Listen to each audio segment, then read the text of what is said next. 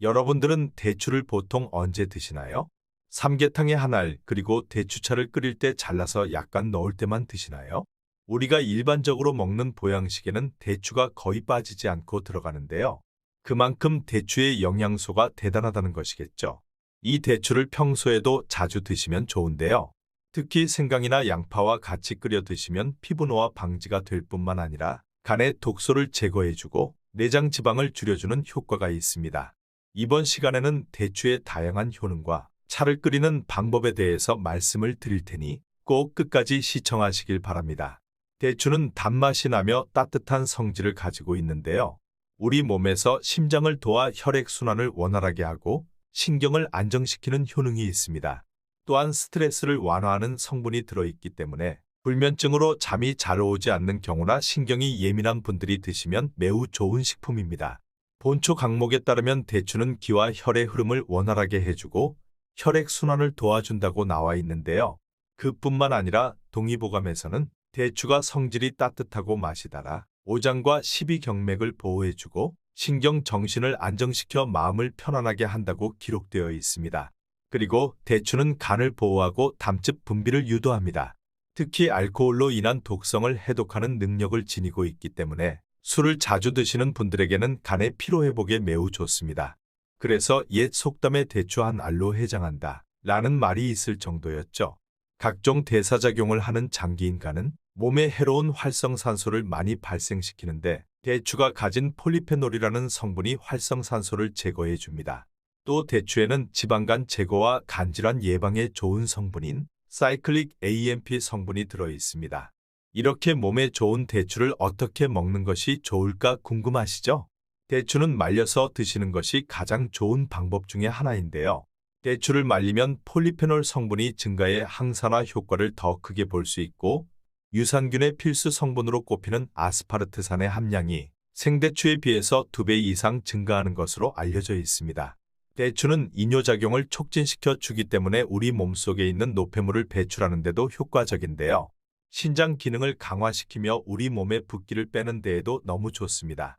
혈관 건강에도 좋은 대추에는 사포닌이라는 성분이 들어있기 때문에 우리 몸의 피를 맑게 하고 혈액순환을 개선시키는 데 좋습니다. 따라서 동맥경화와 고혈압 같은 혈관 질환을 예방할 수 있습니다. 대추를 보고도 먹지 않으면 늙는다라는 속담을 들어보신 적이 있으신가요? 그만큼 노화 방지에 굉장히 탁월한 효과가 있는데요. 대추에 함유되어 있는 베타카로틴이라는 성분이 체내 활성산소를 제거해주고 또 콜라겐 합성을 도와주는 비타민C와 플라보노이드라는 성분이 풍부하게 들어있어 피부를 탄력 있게 만드는 데에도 도움을 줍니다. 대추는 그냥 먹어도 이렇게 좋은 식품이지만 같이 먹으면 그 효과가 배가 되는 궁합이 좋은 식품들이 있는데요. 그 중에서 특히 생강은 한의학에서는 대추와의 조화를 음양과 비열의 조화라고 할 정도로 좋은 조합입니다. 생강은 몸의 나쁜 기운을 몰아내고 차가운 기운을 따뜻하게 풀어내는 약재입니다. 따뜻한 성질을 가진 생강을 차로 섭취하였을 때 몸이 따뜻해지고 폐와 비장, 위장 등의 효능을 보이기 때문에 겨울철 소화장애에 매우 좋습니다. 이렇게 좋은 생강과 대추를 같이 넣고 차를 끓여 마시면 좋은데요. 대추를 사실 때 좋은 대추를 고르는 법이 있습니다. 좋은 대추는 꼭지가 붉은색을 띠고 있습니다. 혹시라도 꼭지가 검은색이라면 속이 썩어 있는 경우가 있으니 반드시 확인을 하셔야 합니다.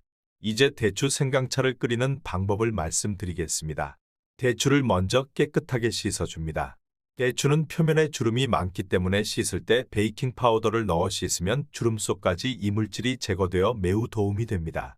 아니면 여분의 칫솔을 이용하여 표면을 깨끗하게 잘 문질러 주시면 되는데요. 간혹 대추씨에는 독성이 있는데 빼야 하는지 아니면 같이 끓여야 하는지 궁금하시죠?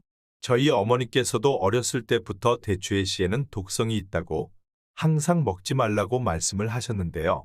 최근 연구 결과들에 따르면 대추의 씨에는 독성이 없을 뿐만 아니라 오히려 영양 성분이 많이 들어있다고 합니다. 그렇기 때문에 씨를 빼내지 말고 통째로 우려내는 것이 더욱 좋습니다. 가끔 쓴맛이 난다고 독성으로 오해하시는데 독성이 아니기 때문에 걱정하지 않으셔도 됩니다. 대추와 같이 끓이는 생강의 양은 취향에 따라 4쪽에서 5쪽을 넣으시면 되는데 생강에 대한 거부감이 없으신 분이라면 대추와 같은 양을 넣으셔도 좋습니다. 물과 대추의 비율은 물, 2리터 정도의 대추 15개 정도가 좋은데요. 생강과 대추의 크기가 각각이어서 가늠하기 힘들다면 생강과 대추의 양을 같게 하거나 생강의 비율을 취향에 맞게 점점 줄여보시는 것이 좋습니다. 또한 건강 상태에 따라서 혈액순환이 떨어지고 소화가 잘 안 되는 분들은 생강을 조금 더 넣으시고, 몸에 열이 많거나 열의 흐름이 한쪽으로 치우치시는 분들은 대추의 양을 많이 하는 것이 대추 생강차의 효능을 더욱 높이는 방법입니다. 이제 준비한 대추와 껍질을 제거한 생강을 물에 넣고 센 불로 끓이다가 끓기 시작하면 중불로 줄인 다음 1시간 정도 우려내주면 대추 생강차가 완성됩니다.